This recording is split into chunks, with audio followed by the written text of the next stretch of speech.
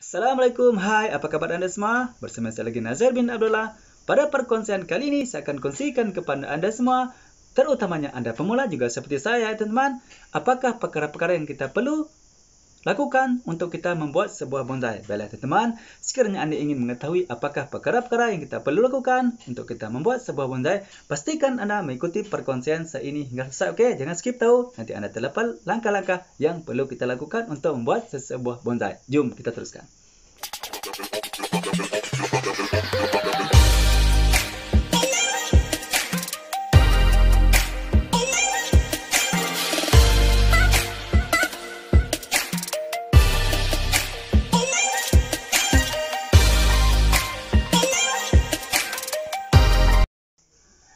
Baiklah teman-teman, antara perkara-perkara yang kita perlu fikirkan dan kita perlu sediakan untuk kita membuat sebuah bonsai ialah yang pertama, kita adalah menyediakan sebuah pokok yang ingin kita jadikan sebagai bahan bonsai.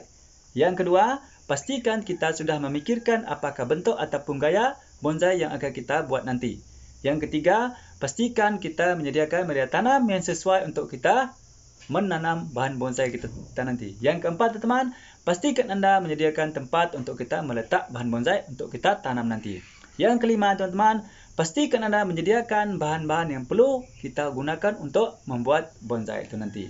Dan yang keenam teman-teman, pastikan Anda membuat bonsai yang sesuai dengan kawasan sekeliling Anda. Contohnya cuaca. Baiklah teman-teman, itu tadi adalah beberapa perkara yang kita perlu perhatikan sebelum kita membuat sebuah bonsai. Baiklah teman-teman, di sini saya akan kongsikan kepada semua antara asas-asas yang kita perlu lakukan sebelum kita membuat bonsai ataupun apabila kita ingin membuat bonsai. Jom kita teruskan. Baiklah teman-teman semua, di sini saya menyediakan beberapa peralatan yang kita perlukan untuk kita membuat bonsai. Okey, pertama yang kita perlu kena sediakan gunting teman-teman, gunting yang tajam, okey. Yang kedua, kita menyediakan catok ya. Okey. Yang ketiga, kita juga mungkin menyediakan cutter ya. Untuk kita memotong daun. Yang keempat, kita juga memerlukan gunting untuk memotong dahan nanti, okay? Yang kelima, kita memerlukan dawai, teman-teman. Okey, dawai aluminium ya. Pastikan Anda menggunakan dawai khas untuk kita melilit bahan bonsai ini. Dawai aluminium, teman-teman. Ini ada dua saiz ya. Di mana kalau kita perlu yang besar, kita gunakan besar. Kita perlu yang kecil, kita menggunakan yang kecil. Dan yang paling penting sekarang, bahan ataupun pokok yang kita akan jadikan sebagai bahan bonsai kita. Baiklah teman, di sini saya menggunakan anak pokok ru ya sebagai ataupun pokok cemara udang sebagai bahan bonsai untuk perkongsian saya kali ini.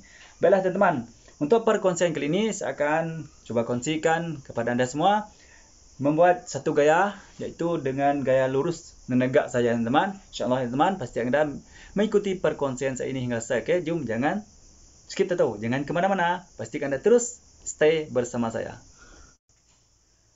Baiklah teman-teman, ingat tadi ya, setelah Anda memikirkan apakah gaya yang Anda akan buat kepada bahan bonsai ini, sekarang kita akan melakukan proses pembuatannya ya. Okey, pastikan Anda jangan skip ya.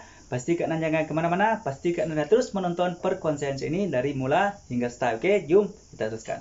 Okey, baiklah teman-teman, yang pertama sekali yang kita akan lakukan ialah apabila kita sudah sediakan bahan untuk kita jadikan bonsai seperti ini. Yang penting, yang pertama sekali kita akan melakukan pruning dulu ya. Kita pilih dulu mana-mana dahan yang kita akan gunakan dan kita akan pruning atau potong dahan yang kita tidak perlukan ya. Okey, boleh teman. Oleh kerana untuk perkongsian kali ini saya akan cuba bawakan kepada Anda semua bagaimana cara kita membuat satu gaya itu dia tegak berdiri saja. Jadi kita akan cuba membuat teman-teman di manakah dahan yang kita akan buang dan di manakah dahan yang kita tinggal. Okey teman-teman, sekarang kita memerlukan catok ya untuk kita memotong dahan.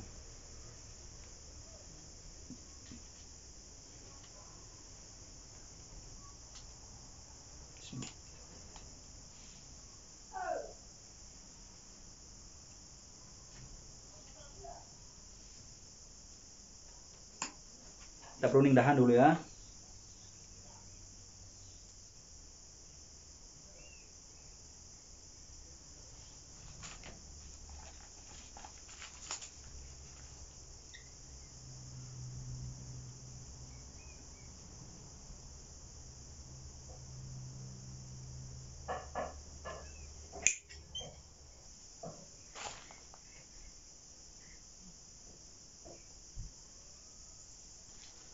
Oke, teman-teman, sekarang kita pruning dulu daun ya.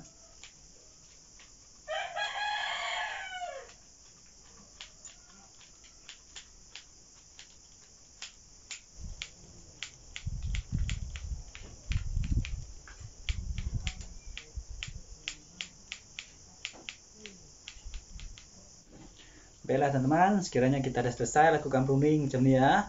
Sekarang apa yang kita perlu lakukan ialah kita akan melakukan proses melilit dawa ya. Okey. Sekarang kita ambil sediakan dawa ya teman-teman.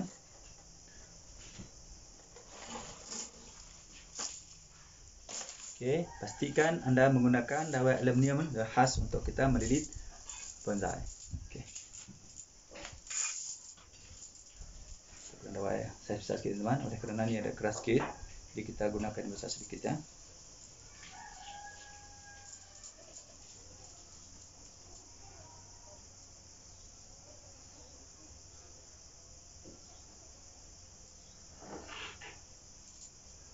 Okey, lilit ya. Ingat ya teman-teman, semasa melilit jangan melilit terlalu kuat ya, ataupun terlalu ketat ya. Ini boleh mengakibatkan ranting bahan bonsai kita menjadi patah, tersekat, boleh mengakibatkan mati ya.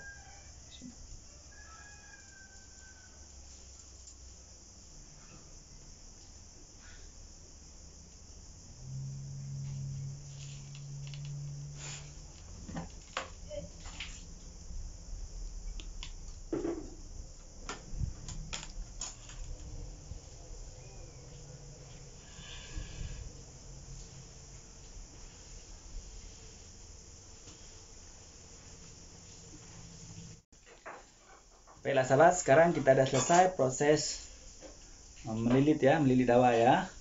Sekarang kita akan ke proses seterusnya, iaitu kita ke proses membentuk gerak tahan ya teman-teman pada bahan bonsai kita ini. Okey. Ingat teman-teman, untuk perkongsian kali ini saya ingin berkongsikan dengan teman-teman yaitu dengan gaya lurus saja, tegak lurus ya teman-teman. Dan sekarang kita akan membentuk gerak dasar atau gerak asas dahan bahan bonsai kita ini. Okey teman-teman. Mula kita bentukkan bahagian bawah dulu ya. Bismillah.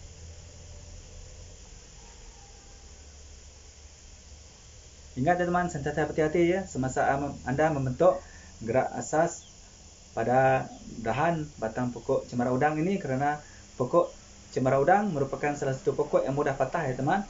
Dahannya ya, hati-hati ya. Bismillah. Pastikan anda memulas ya teman, bukan memengkok ya, memulas ya. Okey.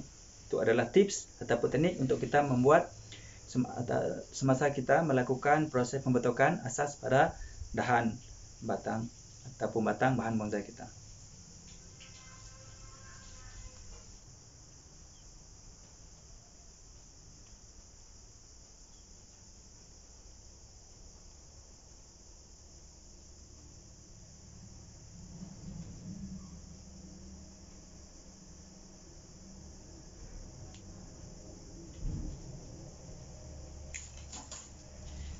Sekarang saya akan potong ya teman, potong bahagian ujung ni.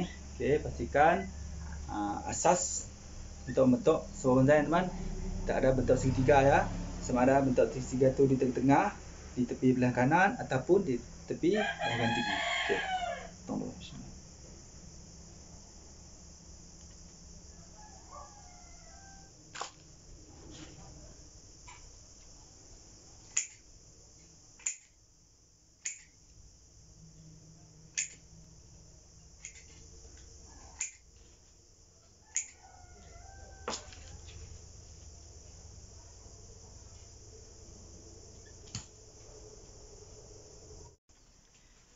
Baiklah sahabat, ini adalah hasil akhir dah daripada proses asas untuk kita membuat sebuah bonsai. Ini adalah dengan gaya tegak melurus ya teman. Okey teman, sekiranya kita sudah siap lakukan seperti ini ya, letakkan dulu di tempat yang lindung daripada cahaya matahari selama lebih kurang seminggu macam tu. Tunggu sehingga tunas baru tumbuh muncul ya, barulah teman-teman letakkan di bawah sinaran matahari pada waktu pagi dahulu secara berperingkat-peringkat. Ini adalah bertujuan untuk mengelakkan daripada bahan bonsai kita menjadi stres ya, kerana terkejut oleh cahaya yang panas daripada matahari. Baiklah teman-teman, nanti saya akan kongsikan kepada anda apakah lagi proses kita yang seterusnya kepada bahan bonsai kita ni ya. Ini adalah bahan bonsai daripada pokok cemara udang ataupun pokok ri ya teman-teman. Ini adalah anak ya. Okey. Baiklah teman-teman, saya rasa cukup sampai setakat ini dulu ya untuk perkongsian saya pada kali ini. Saya mengharapkan dengan sedikit perkongsian ini dapat memberi sedikit manfaat kepada anda supaya anda mendapat manfaat bagaimanakah secara kita boleh lakukan untuk kita membuat sebuah bonsai dengan gaya tegak lurus. Terutamanya bagi anda yang seperti saya juga ya teman, seorang pemula, mudah-mudahan bermanfaat ya. Baiklah teman-teman, seperti biasa, sekiranya anda merasakan perkongsian daripada saya pada kali ini bermanfaat kepada anda, sila klik tombol subscribe dan tekan tombol lonceng supaya anda menjadi orang yang pertama akan dapat mengikuti perkongsian terbaru daripada channel saya ini, terutamanya dalam perkongsian. Baiklah teman-teman, saya juga mengucapkan terima kasih kepada semua kerana sudi mengikuti perkongsian saya ini dari mula hingga selesai ya untuk kali ini. Dan insyaAllah saya akan kongsikan kepada anda bagaimanakah kita akan lakukan kepada bahan bonsai kita pada kali ini. Baiklah teman-teman, seperti biasa ya, kepada anda yang masih lagi belum subscribe itu, silalah subscribe ya teman, karena subscribe itu sangat mudah. Sama-samalah kita berkongsikan ilmu yang manfaat, insyaAllah kita juga akan mendapat manfaatnya. Amin ya Rabbil Alamin. Baiklah teman-teman, sekiranya anda ada pertanyaan ataupun soalannya ataupun cadangan, sila tulis di ruangan komen. InsyaAllah saya akan menjawab pertanyaan anda. Dan terima kasih saya ucapkan kepada anda di atas cadangan yang telah diberikan. Dan kepada anda yang telah pernah subscribe channel saya ini, terima kasih juga saya ucapkan kepada anda kerana dengan sokongan anda menambahkan semangat saya untuk terus berkongsi dan berkongsi di dalam channel saya ini, terutamanya dalam alam perbonsaian. Baiklah teman, sebelum saya mengakhiri perkongsian saya pada kali ini, marilah sama-sama kita berselawat kepada kekasih kita Nabi Muhammad SAW. Bismillahirrahmanirrahim. Allahumma salli ala Sayyidina Muhammad wa ala alihi wa sahbihi wa barik wasallim. Mudah-mudahan kita mendapat syafaatnya dari dunia sampai akhirat. Amin. Baiklah teman, setakat ini dulu perkongsian daripada saya untuk kali ini. Assalamualaikum, salam satu wi, salam bonsai, bye-bye.